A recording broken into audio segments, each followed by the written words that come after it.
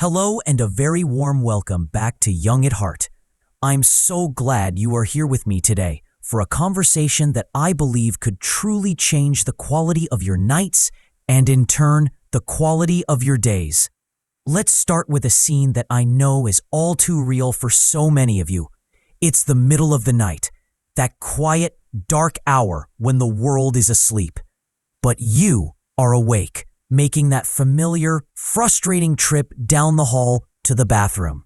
You get back into bed. But sleep doesn't come easily. You toss and turn, your mind starts racing, and you begin to worry about how tired and foggy you'll feel tomorrow. If this is your nightly reality, please know you are not alone. This is one of the most common complaints I hear from people over 60. And you've probably heard the standard advice 100 times. Stop drinking water before bed. While that can be helpful, what if I told you that for millions of seniors, that's not the real problem? What if the one mistake that's causing these nightly interruptions has almost nothing to do with the glass of water you drink at night? And everything to do with the water you don't see, the water that silently gathers in your body all day long. Today, we are going to uncover this hidden culprit, and I'm going to share with you the simple, life-changing secret to finally sleeping through the night. So, what is this one big mistake? This single, overlooked issue that forces your body to wake you up time and time again. In simple terms, the mistake is ignoring the fluid that pools in your lower body during the day.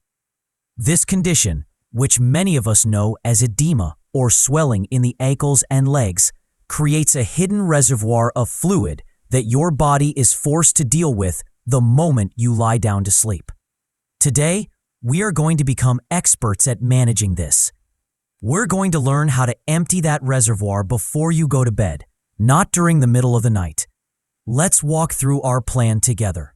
Our first point, understanding the hidden reservoir. What exactly is edema? Before we can fix a problem, we must understand it. I want you to think of your lower legs as two reservoirs.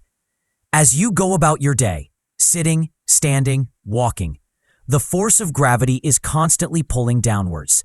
Over time, especially as we get older, and the veins in our legs become a little less efficient at pushing blood back up to the heart, a small amount of fluid can seep out of the blood vessels and pool in the surrounding tissues of your ankles, feet, and calves.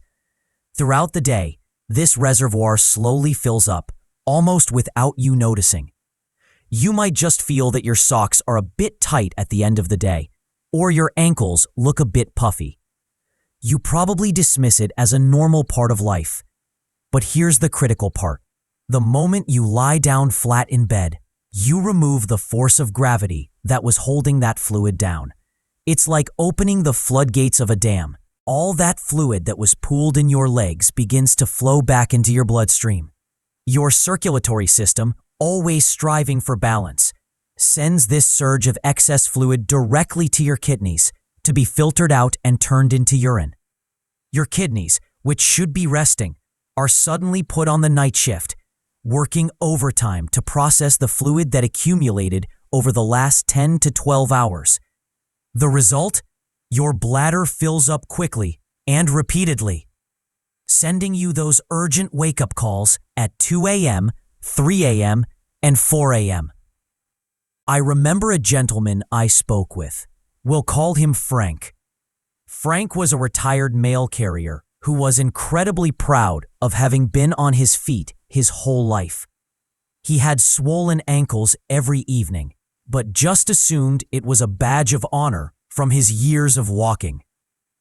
He was also waking up 4 to 5 times a night and was perpetually exhausted. He had tried everything. No water after 6 p.m., no coffee, no tea, and nothing worked. He never once connected his tired ankles to his tired mornings. The problem wasn't what he was drinking in the evening. It was the fluid he was storing in his legs all day. Understanding this connection was the aha moment that changed everything for him. Our second point, the main driver of the swelling, the salty truth. So, what makes this swelling, this edema, worse? While gravity is the force, a major accomplice hiding in our diet is sodium, or salt. I want you to think of sodium as a water magnet. For every bit of excess salt you have in your system, your body holds on to extra water to dilute it and maintain a proper balance. The more salt you eat, the more water your body retains, and the more fluid is available to pool in your legs, filling up those hidden reservoirs. In our modern food environment, salt is everywhere, and often in places we don't expect it. We're not just talking about the salt shaker on the table. The vast majority of our salt intake comes from processed and packaged foods. Let's be detectives for a moment. Think about common, easy meals. A can of soup? Even the healthy ones can have over half of your daily recommended salt intake in one serving. A frozen dinner? Often loaded with sodium as a preservative and for flavor. What about sandwich meats like ham or turkey? Packed with salt. Even seemingly innocent foods like bread, cottage cheese, and breakfast cereals can have a surprising amount of hidden sodium. Let me tell you about Eleanor. Eleanor is a lovely widow in her 80s who values her independence. To make things easier for herself, she often relied on canned soups for lunch and prepackaged frozen meals for dinner. They were convenient and tasted good. But she was suffering terribly from swollen, heavy-feeling legs and was waking up so often at night that she felt she was barely sleeping at all. She was convinced it was just her age and a failing bladder. When we talked about her diet, we uncovered the salt bombs she was eating every day. She had no idea. She decided to try an experiment. For 1 week, she switched from canned soup to making a large pot of low-sodium vegetable soup herself that she could eat for a few days. She switched from frozen dinners to simple, home-cooked meals like baked chicken with steamed vegetables. She wasn't a master chef, but she controlled the ingredients. Within a week, she told me the puffiness in her ankles had visibly reduced, and her nightly trips to the bathroom were cut in half. The water magnet had lost its power. Being mindful of sodium is a profound act of self-care. Start reading labels. Choose low-sodium versions when you can. And most importantly, embrace the joy of simple, fresh foods, where you are in control of the seasoning. Our third point, the gravity reversal, your most powerful nightly ritual. Now we come to the most important, most direct solution. If gravity is the force pulling fluid down all day, then we must use gravity in our favor before we go to bed. This is the secret that Frank, the retired mail carrier, used to reclaim his sleep. The solution is elevating your legs.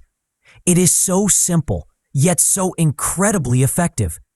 For about 30 to 60 minutes in the evening, you need to prop your legs up so that your ankles are comfortably higher than the level of your heart. When you do this, you are performing a gravity reversal. You are making it easy for all that fluid that has pooled in your legs to drain back into your body's circulation. Your kidneys can then get to work processing it while you are still awake, reading your book, or watching your favorite television show. You are consciously and deliberately emptying those hidden reservoirs before you even put your head on the pillow. How do you do this practically? There are several comfortable ways. If you have a recliner chair, that's perfect. Simply lean back and extend the footrest all the way up. You can also lie on the sofa and prop your feet up on a stack of firm pillows or on the armrest. Another wonderful way is to lie on the floor near a chair or couch and rest your calves on the seat cushion. The key is that your ankles must be higher than your heart. You should feel no strain. It should be a relaxing, passive experience. Frank made this his new, non-negotiable evening ritual. Every night at 8 p.m., he would sit in his recliner, put his feet up, and read the paper for an hour. He said that not only did his legs feel lighter and less achy, but the result was almost immediate. He went from waking up 5 times a night to just once. It was, in his words, a miracle. But it wasn't a miracle, it was physiology. He had finally addressed the root cause of his problem. Our fourth point, the supporting actors, gentle movement and compression. While the gravity reversal is the star of the show, there are 2 supporting actors that can make it even more effective. Your leg muscles, especially your calf muscles, act as a second heart. When you contract them, they squeeze the veins in your legs and help pump blood and fluid back up towards your heart against the pull of gravity. You don't need to do strenuous exercise. Simple, gentle movements done throughout the day can make a big difference. While you are sitting and watching TV, you can do ankle pumps. Simply point your toes away from you, then pull them back towards you. Repeating 20 to 30 times. You can also do calf raises while holding on to a counter for support. Just rise up onto your tiptoes, hold for a second, and lower back down. These small actions keep the fluid moving and prevent it from pooling so much in the first place. The second supporting actor is compression socks or stockings. You've probably seen these before. They provide a gentle, continuous pressure on your legs, which helps prevent fluid from seeping out of the blood vessels and pooling. They act like a helpful external support system for your veins. For many people, wearing a pair of mild compression socks during the day can dramatically reduce the amount of swelling they have by the evening. This means the reservoir is much less full when it's time for your gravity reversal ritual. A friend of mine, Betty, who was a retired teacher, found that wearing compression socks during the day was the key. It made her legs feel more energetic and her evening swelling almost disappeared. Always talk to your doctor before starting to use compression socks, especially if you have circulation issues, to make sure you get the right type and pressure level for you. By combining the main event, leg elevation, with gentle movement and, if appropriate, compression socks, you are creating a comprehensive, powerful strategy to manage daytime fluid retention. So let's take a moment to bring all of this wonderful information together. We've learned today that for so many of us, the one big mistake causing us to wake up at night is not what we're drinking in the evening, but our bodies struggle to deal with the hidden reservoir of fluid that gathers in our legs all day. But now, you are empowered with the knowledge to fix it. You understand that managing your salt intake helps reduce how much fluid you retain. You know that gentle movements during the day keep that fluid from pooling. And most importantly, you have learned the simple, transformative ritual of the gravity reversal, elevating your legs before bed to drain that reservoir, allowing you to sleep in peace. This isn't just about avoiding a trip to the bathroom. This is about reclaiming your right to deep, restorative sleep. It's about giving your brain that uninterrupted time it needs to clean itself and protect your memories. It's about waking up feeling rested, clear-headed, and ready to embrace your day with energy and joy. I don't want you to feel like you have to do everything at once. The journey to better health is taken one gentle step at a time. So tonight, I invite you to try just one thing. Just one. While you're relaxing this evening, find a comfortable way to prop your legs up for 30 minutes. That's it. See how much lighter and more comfortable your legs feel. And more importantly, notice how you sleep tonight. That one simple action is the beginning of a profound change. Be patient and consistent with your body. You are creating a new, healthier rhythm. If you found this conversation helpful and caring, please take a moment to give this video a like, as it helps this important message reach more seniors who need it. And please, Be sure to subscribe to the Young at Heart channel so you can join our wonderful community and we can continue to share supportive, trustworthy health advice together. Thank you for your time and your trust. Be well, sleep deeply, and I look forward to seeing you in our next video.